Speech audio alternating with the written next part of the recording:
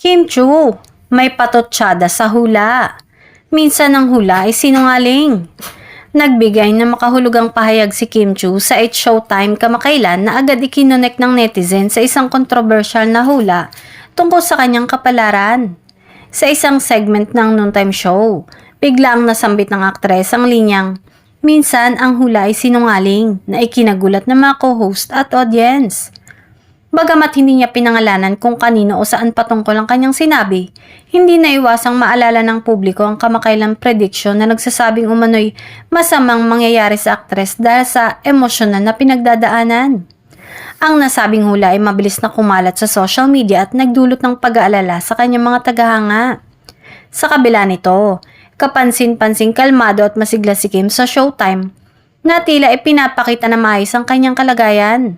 Marami ang nakapansin na ang kanyang pahayag ay maaaring isang matapang na sagot sa mga negatibong prediction na ipinapakalat tungkol sa kanya.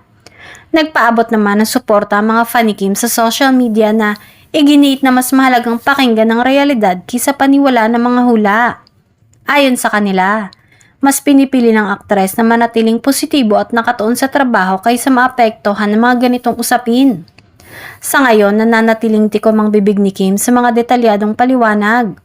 Ngunit malinaw sa kanyang mensahe na hindi lahat ng hula ay dapat seryosohin.